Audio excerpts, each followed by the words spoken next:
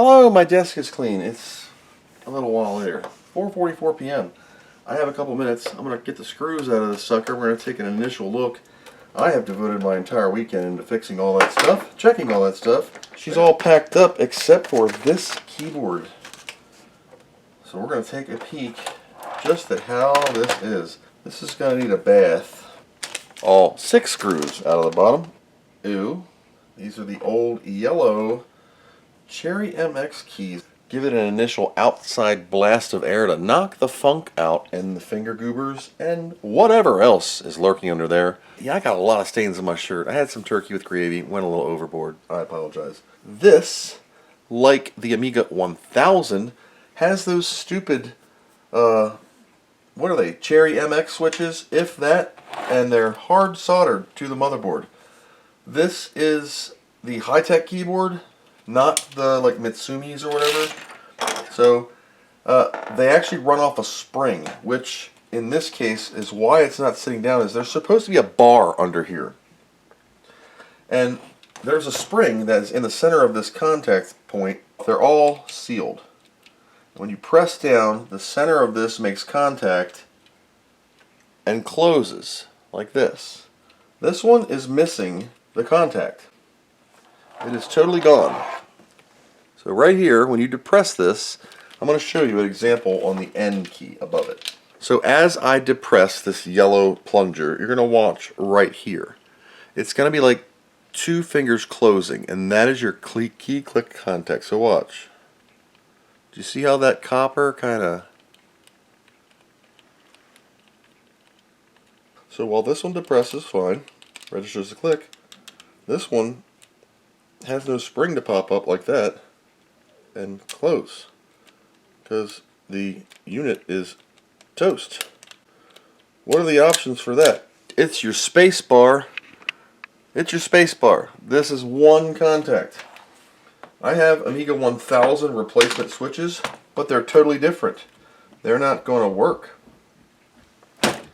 So I can either do one of 2 things. A, contact the user, and I call it pick a function, and mainly my function is help. What do I mean by that? Help. I work. How many times have you pressed help in your Amiga life? Probably not a lot. Maybe if you got 3.2 you pressed help. Oh, well, look at that, I got help. You can also get to it from the mouse. So that's what I'm thinking of. Number 8's the same way. It has a springiness, but it has lost its contactability, and it is probably just a cleaning needed. Yep, that is just not making quite contact.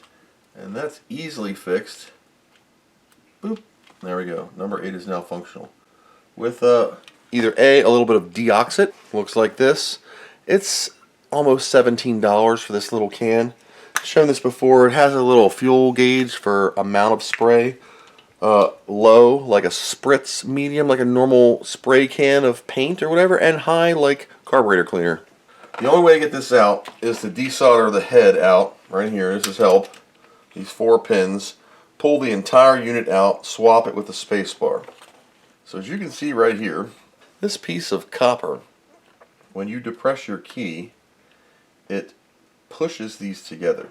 When you depress this thing squishes down and squeezes these together, and click, there's a space bar. Except this one is supposed to have the same twist that this one does.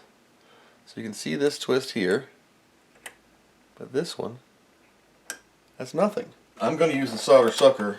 I am, however, going to add some solder to it just to heat up these points and give myself enough girth to get her mouth around there. I'm going to use that helmet goober because, you know, my vision's top notch. Trick with these tools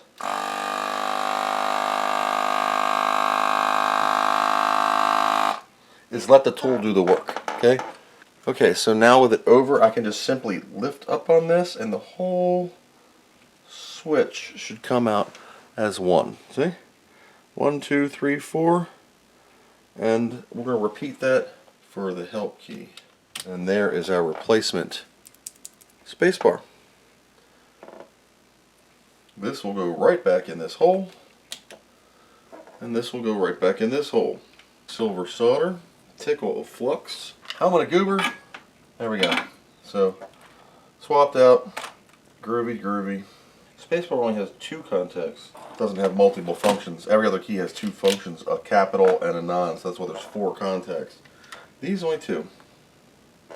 Alright, so we have a spacebar. We do not have a help. I'll work on that in a bit. Make sure you put it on upside down and backwards. There it is, and 1 spacebar. For the help key, I need to get a new lid for this switch. I'm not channeling my inner zen here. I'm going to use some hot glue. And what I'm going to do is I'm going to make a shell over top of this because I can't find any G80 cherryMX switches from 1987 or 86. They were only made for a year. So I'm just going to try and fill this cavity. And I'm filling this cavity so the spring will have something to sit against. I'm going to then put the spring in the switch and hope this is strong enough to hold it down. The spring's already bent, so that in itself should be enough. That is way too much. So I'll just let this candle burn. Got a fire extinguisher just in case. It's a nice cup, isn't it? I did run to the gas station, bought a battery for $7 for one freaking Panasonic 9-volt. You know, this thing's probably dead. Made in Malaysia, packaged in the United States. That's the stupidest thing ever. Why can't they just package it in Malaysia and ship everything over here? This mess right here.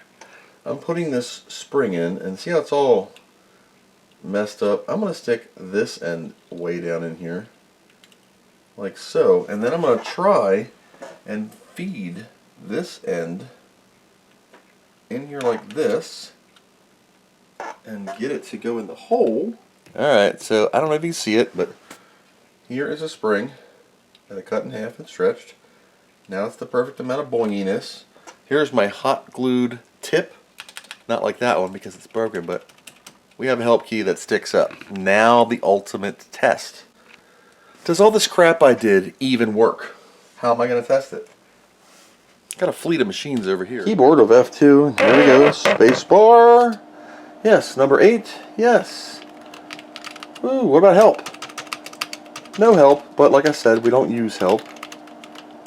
No one does. And if you had a choice between having your spacebar brand new, because no one uses the help key anymore.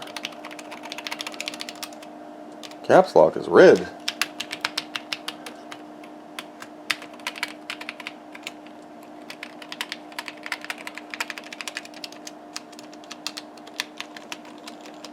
Bingo. Everything except for help, which is what was planned because of that. But I got the button to stay up, and if you wiggled it, you might be able to get it to come on every once in a while. Not the point of this exercise. The point of this exercise is that's successful. So that's everything that I was asked to do is done. This, I don't know what the hell this is. It looks like melt, but I think it's from the manufacturing process. Injection molding weirdness. It's not burnt. It's like raised up. It's some kind of weird defect. There was all sorts of funky crap in here.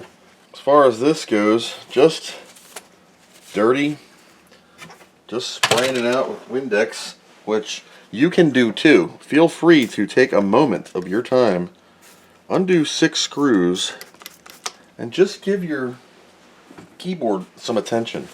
It literally can take maybe a couple minutes to do this, and it'll save you some headache knowing that you have a clean keyboard underneath, and you just took a couple moments to just wipe it down.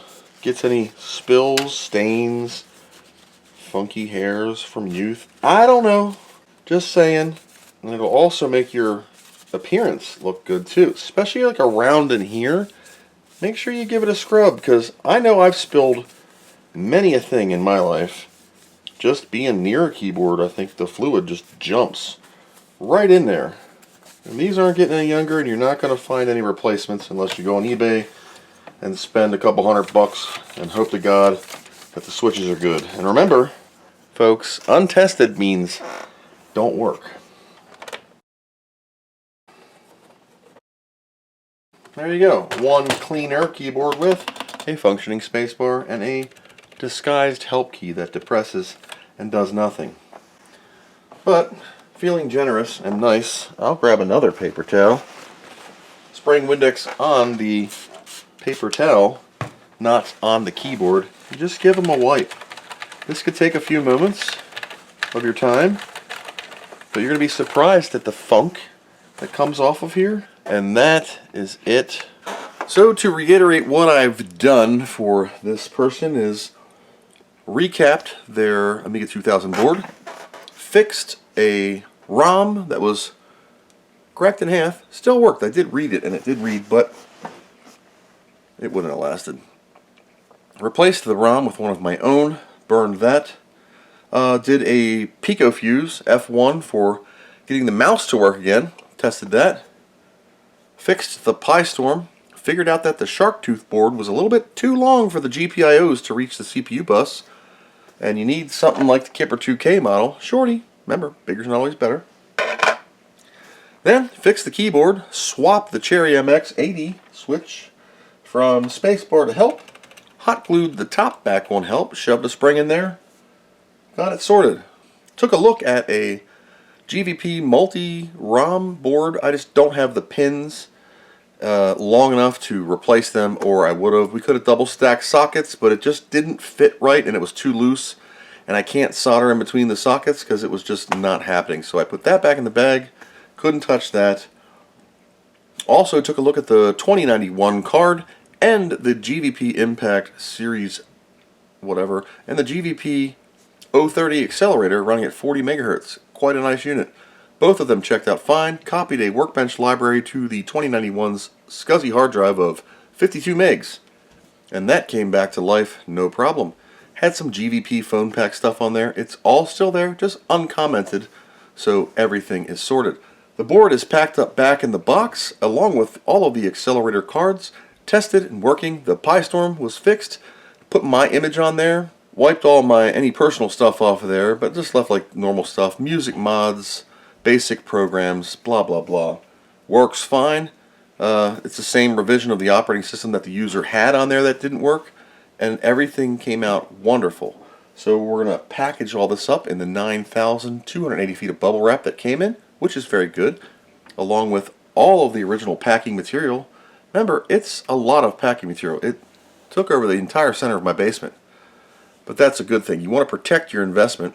We're going to ship this back with signature confirmation. You saw right here that everything worked, and I hope that the user enjoys this and takes care of it, and it serves them for a long time. So yet another Amiga saved, repaired, upgraded. Thank you guys for watching. I hope this helps you somewhere, and as always, I hope you learned something.